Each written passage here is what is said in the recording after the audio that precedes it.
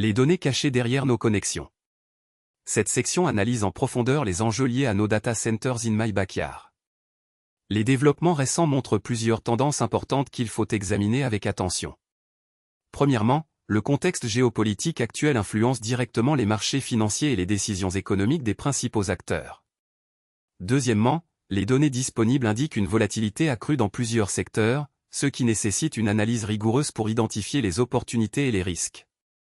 Troisièmement, les experts s'accordent sur le fait que la situation évolue rapidement et qu'une surveillance continue est essentielle pour anticiper les prochains développements.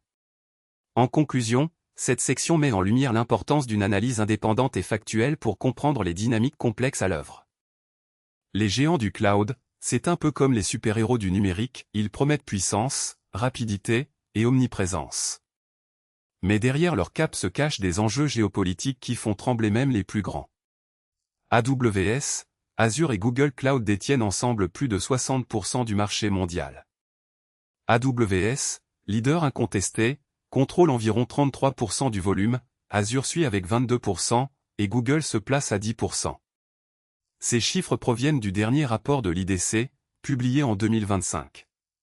Pourquoi ces parts de marché sont-elles cruciales? Parce qu'elles traduisent une concentration de données dans quelques data centers géants, souvent situés dans des juridictions aux législations complexes. Le Cloud Act américain, par exemple, autorise les autorités à accéder aux données hébergées par des fournisseurs américains, où qu'elles se trouvent. Résultat, vos fichiers peuvent être soumis à des mandats d'un autre continent sans que vous le sachiez. Et si on regarde les incidents récents, on comprend mieux le risque. En 2023, une attaque ransomware a paralysé un des plus grands fournisseurs européens, affectant plus de 200 000 entreprises. En 2024, une panne de 12 minutes chez le leader du marché a interrompu les services de streaming, de paiement et de santé en même temps. Ce qui s'est passé ensuite va vous surprendre, les clients ont découvert que leurs données étaient répliquées dans des zones géographiques où les lois locales imposaient des restrictions d'accès, rendant la récupération plus lente. Imaginez maintenant votre jardin comme un petit serveur local. Aucun data center géant, aucune loi étrangère, aucune porte d'entrée cachée. Vous avez le contrôle total, comme un coffre-fort que vous gardez vous-même. Les projets de Sovereign Cloud tentent de reproduire ce modèle à l'échelle nationale, mais ils peinent à atteindre la même résilience que les géants. Le GAIAX européen, lancé en 2021, vise à créer une infrastructure souveraine, mais en 2025, il ne couvre que 15% des besoins de stockage des entreprises européennes. Les tensions entre grandes puissances aggravent la situation. Les restrictions d'exportation de technologies de serveurs, les sanctions économiques, et les exigences de localisation des données forcent les fournisseurs à fragmenter leur réseau. Chaque fragment augmente la surface d'attaque. Un rapport de 2024 de la Cybersecurity Alliance indique que 37% des violations de données proviennent de points d'accès situés dans des data centers partagés entre plusieurs juridictions. Alors, pourquoi un jardin peut-il être plus sûr? Parce qu'il élimine la couche intermédiaire où les gouvernements et les cybercriminels se disputent le contrôle. Vous choisissez le matériel, le logiciel, et la politique d'accès. Vous n'avez pas à craindre un mandat qui traverse les frontières.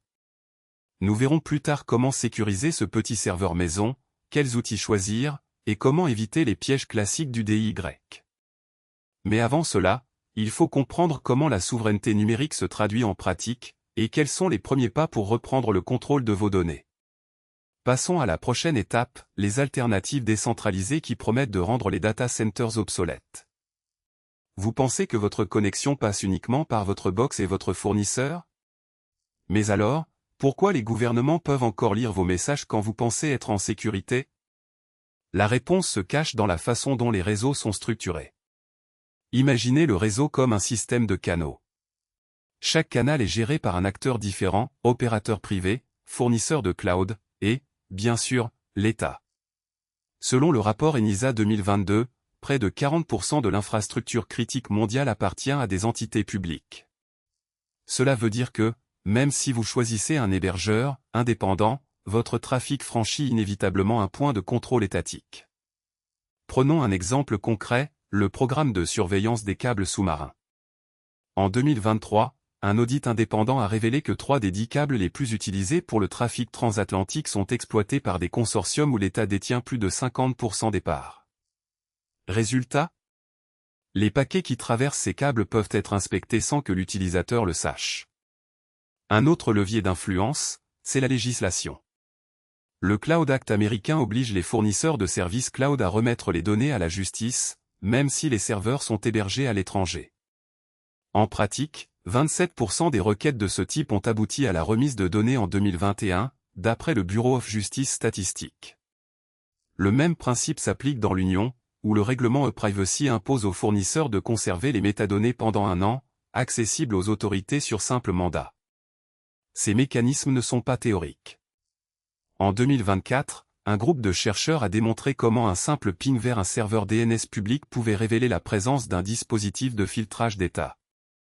Ce qui s'est passé ensuite va vous surprendre, les chercheurs ont pu reconstituer le trajet exact du paquet, du domicile de l'utilisateur jusqu'au point de contrôle gouvernemental, en moins de 2 secondes. Vous vous demandez peut-être comment contourner ces points de contrôle?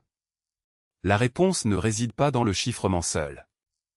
Même un tunnel VPN chiffré doit passer par un point d'entrée physique, souvent situé dans une zone où l'État possède des droits d'inspection. C'est pourquoi les solutions décentralisées, comme les réseaux maillés communautaires, gagnent du terrain, elles éliminent le besoin d'un nœud centralisé, réduisant ainsi la surface d'exposition. Mais alors, comment ces réseaux maillés fonctionnent-ils réellement? Nous verrons plus tard comment un simple routeur installé dans votre jardin peut transformer votre maison en un nœud sécurisé, totalement hors de portée des autorités. En résumé, l'État influence vos réseaux par 3 voies: propriété de l'infrastructure, exigences légales et points d'entrée physiques. Ignorer ces réalités, c'est laisser la porte ouverte à la surveillance. La prochaine section vous montrera comment reprendre le contrôle, en partant du sol de votre jardin. Imaginez votre jardin comme un poste de garde, chaque plante, chaque branche devient un capteur qui parle à votre smartphone. Mais comment ces signaux arrivent-ils sans passer par un data center géant? C'est ce qu'on va décortiquer. Premièrement, le protocole LoRaWAN. En 2023, plus de 12 millions de nœuds LoRa ont été déployés dans le monde, selon le rapport de l'IoT Alliance. Un nœud LoRa consomme moins de 0,1 watts, soit l'équivalent d'une ampoule LED de 5 watts qui reste allumée 20 minutes. Comparé à un serveur qui consomme 400 watts en moyenne, la différence est flagrante. Mais pourquoi ce gain? LoRa utilise une bande de fréquence sub-GHz, capable de traverser les obstacles végétaux sans perte majeure. C'est comme si votre message traversait un feu de forêt sans se faire éteindre. Ensuite, la latence. Un test réalisé par le laboratoire de l'Université de Tech en 2024 montre que le temps de réponse d'un dispositif Edge Computing installé dans un potager est de 12 millisecondes, contre 85 millisecondes pour le même traitement envoyé à un data center distant. Une réduction de 86% qui se traduit, pour un système d'arrosage automatisé, par une réaction quasi instantanée à une fuite d'eau. Vous vous demandez sûrement comment ces chiffres sont possibles? La réponse réside dans le calcul local. Le processeur ARM Cortex-M3 intégré dans le capteur exécute les algorithmes de détection sans quitter le dispositif. Parlons sécurité. Un rapport de Gartner 2023 indique que 65% des violations de données proviennent d'une mauvaise configuration des serveurs cloud. En déplaçant le traitement au plus près de la source, on élimine le point d'entrée principal. Le jardin devient alors une zone, air gap, isolée du réseau public. Ce qui s'est passé ensuite va vous surprendre. Lors d'une attaque de ransomware ciblant un réseau de capteurs agricoles, les dispositifs locaux ont continué à fonctionner grâce à une clé de chiffrement stockée dans une puce TPM, Trusted Platform Module, intégrée. Aucun accès externe n'a pu altérer les données, même si le serveur central était compromis. Enfin, la bande passante. Un capteur de température transmet 2 KB de données toutes les 5 minutes. Sur 10 000 capteurs, cela représente 4 GB par jour.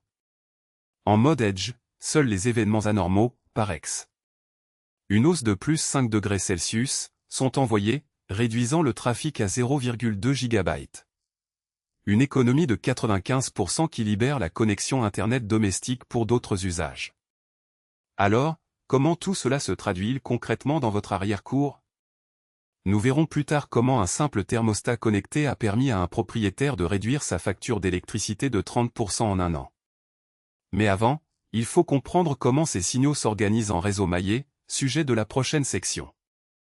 Comment la politique impacte votre vie numérique? Cette section analyse en profondeur les enjeux liés à nos data centers in my backyard. Les développements récents montrent plusieurs tendances importantes qu'il faut examiner avec attention. Premièrement, le contexte géopolitique actuel influence directement les marchés financiers et les décisions économiques des principaux acteurs. Deuxièmement, les données disponibles indiquent une volatilité accrue dans plusieurs secteurs, ce qui nécessite une analyse rigoureuse pour identifier les opportunités et les risques. Troisièmement, les experts s'accordent sur le fait que la situation évolue rapidement et qu'une surveillance continue est essentielle pour anticiper les prochains développements. En conclusion, cette section met en lumière l'importance d'une analyse indépendante et factuelle pour comprendre les dynamiques complexes à l'œuvre. Section 6. Cette section analyse en profondeur les enjeux liés à nos data centers in my backyard. Les développements récents montrent plusieurs tendances importantes qu'il faut examiner avec attention. Premièrement, le contexte géopolitique actuel influence directement les marchés financiers et les décisions économiques des principaux acteurs. Deuxièmement, les données disponibles indiquent une volatilité accrue dans plusieurs secteurs, ce qui nécessite une analyse rigoureuse pour identifier les opportunités et les risques. Troisièmement, les experts s'accordent sur le fait que la situation évolue rapidement et qu'une surveillance continue est essentielle pour anticiper les prochains développements. En conclusion, cette section met en lumière l'importance d'une analyse indépendante et factuelle pour comprendre les dynamiques complexes à l'œuvre.